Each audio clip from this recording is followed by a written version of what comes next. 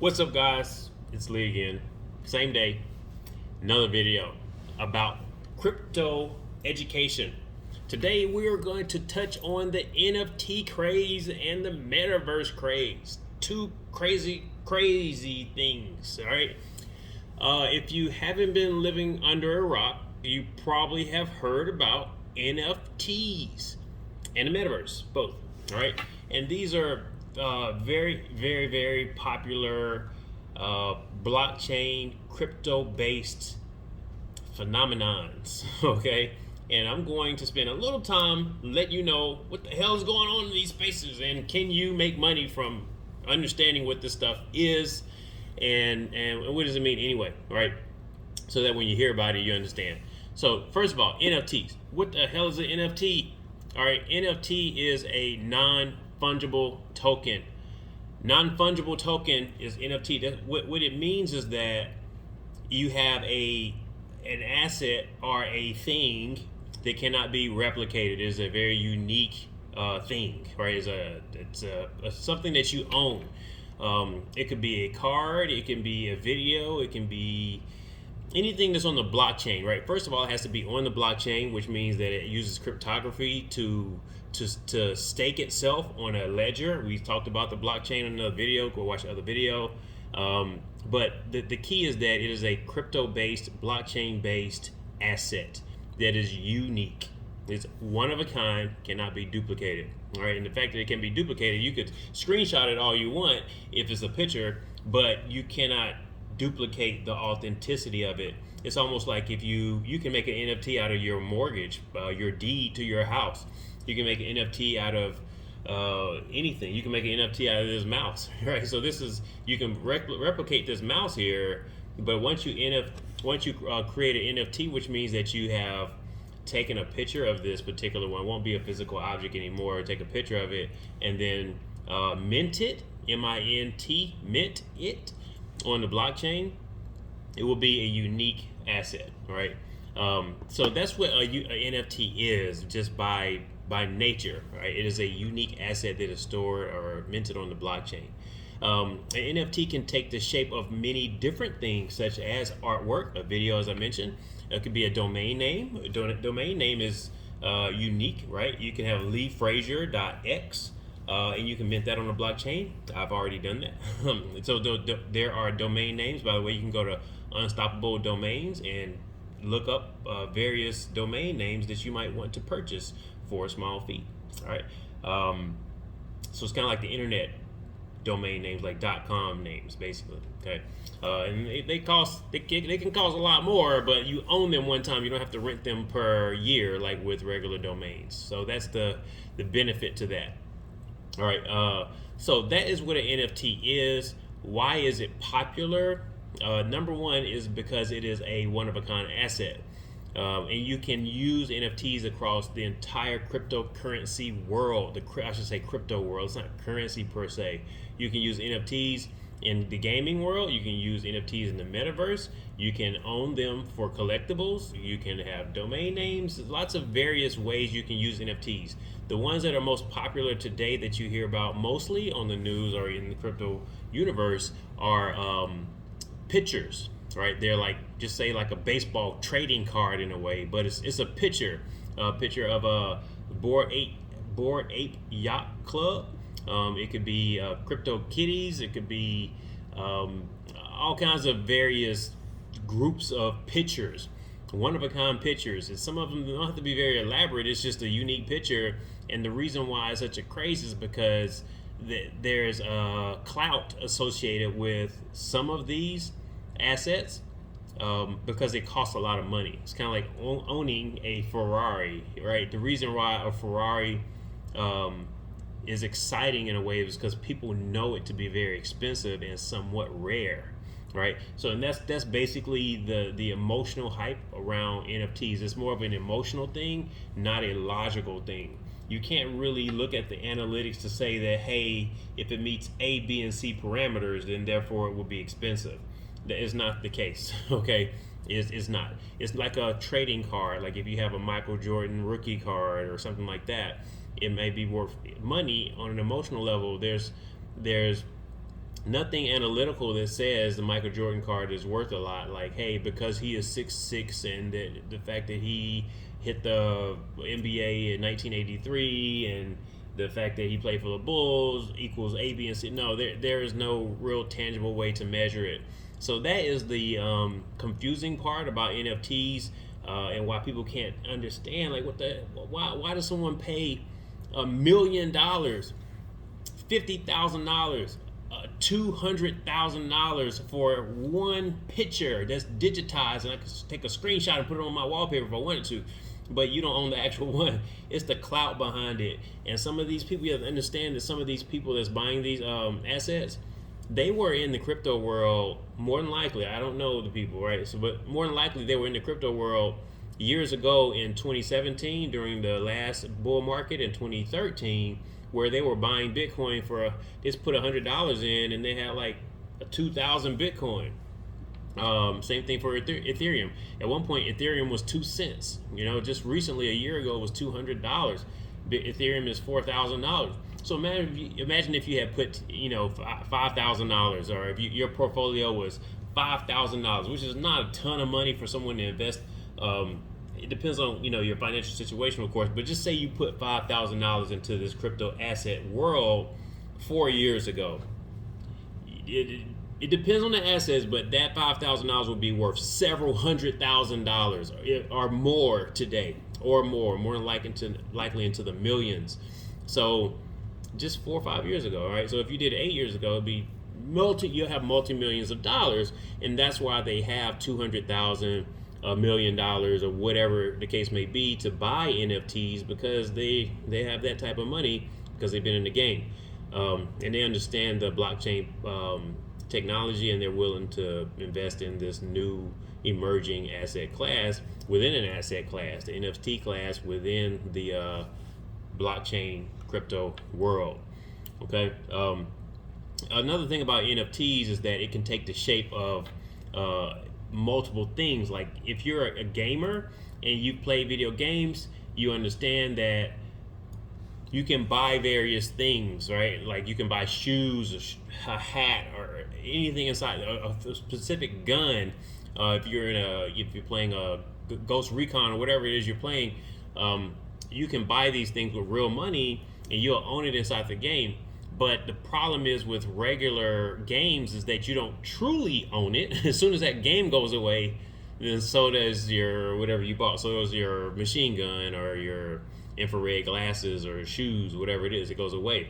It's not fully yours in a way. It's like it's really owned by the game, and they just let you use it and act like it's yours, right? In the NFT world, it really is yours, right? You own it. It's on the blockchain. Remember, it's not in the game, it's in the blockchain, and therefore you can take this asset, let's just say it's a machine gun, and you can use it in that game, but when that game stops or whatever, you still have that machine gun. And then if you want to use that machine gun in another game, they're working on the technology now to where you can basically take NFTs from one game and transfer them over to another game. So if you can go from Ghost Recon to, I don't know why I'm drawing a blank on some of these video games. Let's just say Star Atlas. I know you don't probably know Star Atlas because it's a new game that doesn't exist yet. But just say you went from Ghost Recon to Star Atlas, and you have the same gun, a machine gun. This type of technology is brand new, right? It doesn't exist today to where you can carry over assets from one video game, including yourself as a NFT, over to another video game. This is being worked on, so this is groundbreaking, brand new type things. But it's leveraging the power of an NFT, a non-fungible token, a unique asset that belongs to you because it's minted on the blockchain, and you own that asset inside of your crypto wallet. All right, so hopefully that helps you understand a little bit about NFTs. It's a big space, but I just wanted to at least give you an overview about what the hype is about, clout, right? Money, what it is, and the use cases that surround it. And I'm only giving you a few use cases, right? I'll give you one more, which is a very big one, so that's why I want to mention it, is land, or digital land in the metaverse. And this would actually a good segue from NFTs to Metaverse, right? So the Metaverse is basically virtual digital land.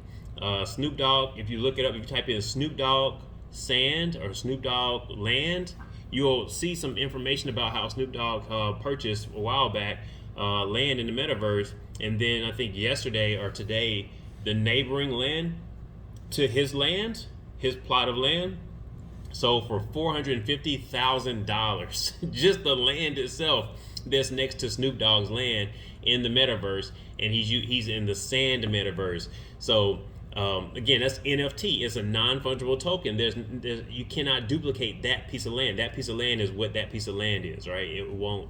It's just like regular land, right? You can't duplicate it in that way.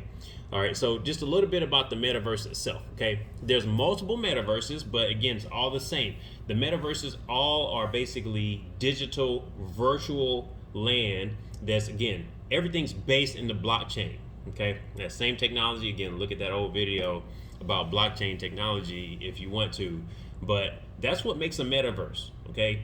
A virtual land environment that is blockchain based technology.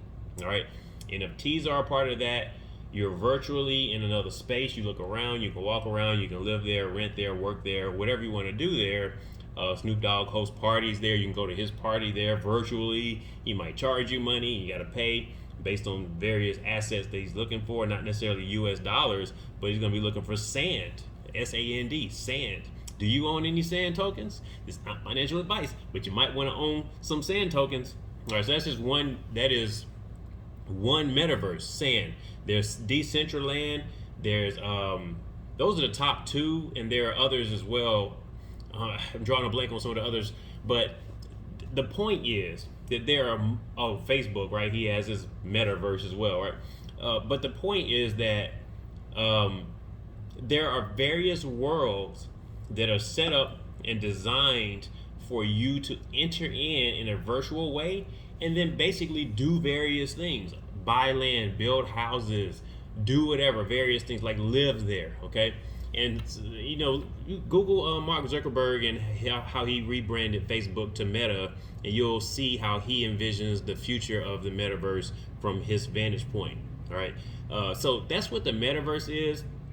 It's been around for some time, actually several years, but it's only scratching the surface from a functional and use case perspective, right?